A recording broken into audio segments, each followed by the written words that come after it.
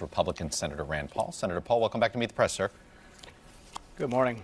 You know, during the campaign, you lamented the fact that when you got into the race, you were doing things like speaking at Howard, trying to expand the tent of the Republican Party and try to beat back this stereotype about the Republican Party. And you lamented at the time the language candidate Trump has used. As president, when he's gone down these roads, you've actually pulled back and you've not gone after him for specific comments. You've hit him on policy, but not comments. Where are you on this? You know, I don't think the comments were constructive at all, but I also think that, to be fair, we shouldn't draw conclusions that he didn't intend. I know personally about his feelings towards Haiti and towards Central America because when I was not a candidate for president and he wasn't a candidate for president, I went down there on a medical mission trip. I did about 200 cataract surgeries with a group of surgeons in Haiti and the same in Central America.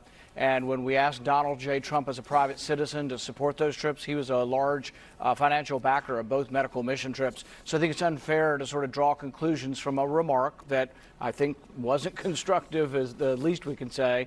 And I think it's unfair then to sort of all of a sudden paint him, oh, well, he's a racist, when I know for a fact that he cares very deeply about the people in Haiti because he helped to finance a trip where we were able to get vision back for 200 people in Haiti.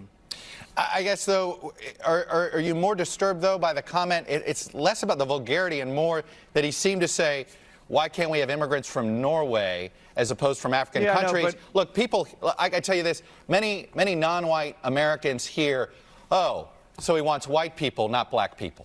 Right.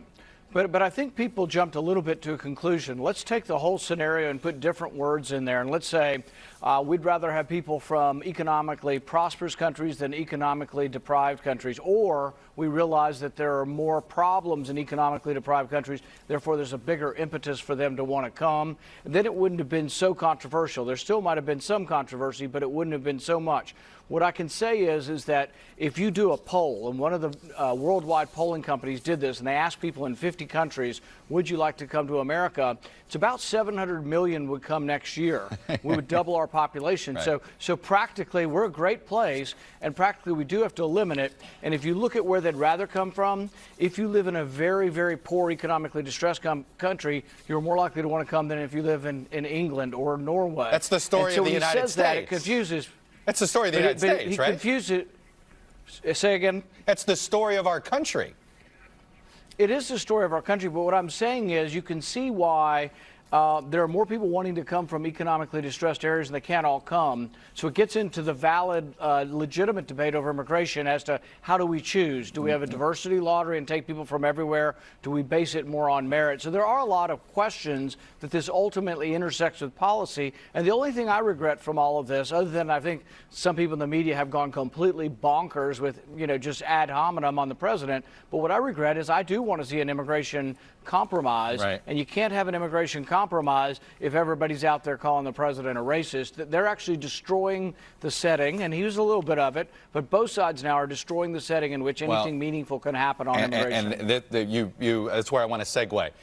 You said the word merit. The president this morning in a tweet said, I, as president, want people coming into our country who are going to help us become strong and great again, people coming in through a system based on merit, no more lotteries. But define merit. And I sit there and is merit political asylum? Is merit running away from poverty? What is merit? Because that is a eye of the beholder word, sir.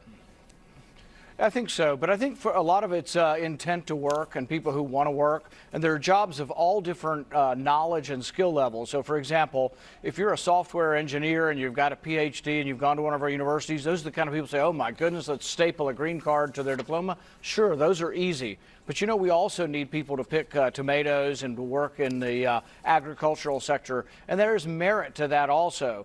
If you come here and you're not going to work, you have no merit. So really what I would do is I would combine not only being selective, but I would have a very significant work and sponsorship. In the old days, maybe 100 years ago, like when my wife's grandmother came here, you had to work. If you didn't work, you were in fear of being sent home. There needs to be a little bit of that tough love, so we select out for people who have strong work ethic. And I would say, by the way, most immigrants who do come here have maybe better work ethic than even some of those who are already here. Well, that's actually usually been the case when it comes to first-generation immigrants. But let me ask you something, though. You seem to say that Democrats have to stop calling the president names. Doesn't the president, though, owe an apology for some of this? Because, you know, look, Mia Love, the daughter of Haitian immigrants, she wants an apology. Right. And he hasn't issued one. But I'll tell you, there are two different standards here. In 2013, Lindsey Graham said the exact same thing the president did, but he used the word hellhole. That we can't have everybody coming from every hellhole on the planet to here. And now everybody thinks Lindsey Graham's a great statesman because he's put out this thing about American ideals and stuff, which was a good statement. But he said almost the identical thing to the president in 2013. So I think we have a selective remembering, and we've decided that, and people have. But wait. Hasn't the president earned? But Senator, hasn't the president earned this skepticism on his own? I mean, he's the one tweeting these remarks. He hasn't. He has often not helped his case. And I think if he were to further explain or try to explain and maybe not use such coarse language, it wouldn't be this way. If we were to have a debate over whether or not we can have an open border with every economically deprived country, that is a valid debate. And people are driven here by poverty, but we can't have an open border with everyone who wants to come. We end up having to have rules on our border, and we have to be somewhat selective on who comes. So I think there was a valid argument in there, but you got sort of Queen saltiness coming out. And then I think people have misinterpreted it that he's a racist. But I can tell you that when I went to Haiti and was doing a medical mission trip, he was very concerned about those in Haiti and wanted to help them to restore their vision.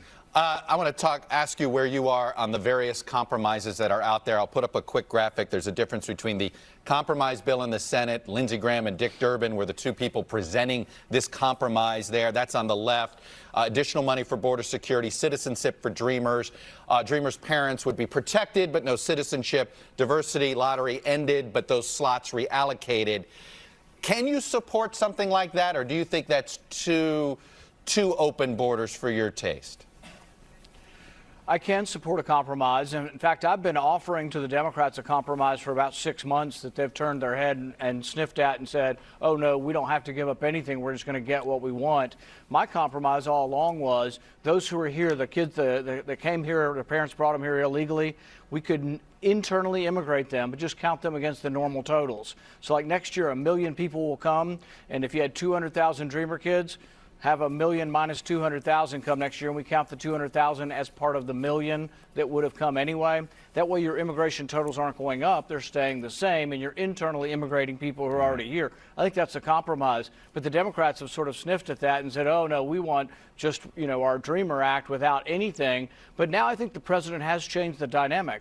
There is going to be the Dreamers are going to get naturalized, but there's going to have to be something for border security. And it has to be real and it has to be significant, because a lot of people, going all the way back to '86, we doubt when people said there's going to be border security, it's going to come later. It never comes. That is an argument we have heard for a long time. Senator Paul, I appreciate that. And it's going to be perfect timing because I'll get somebody from the other side of the aisle to respond to that. So I appreciate you coming on and sharing your views, sir. And from the other side of that aisle,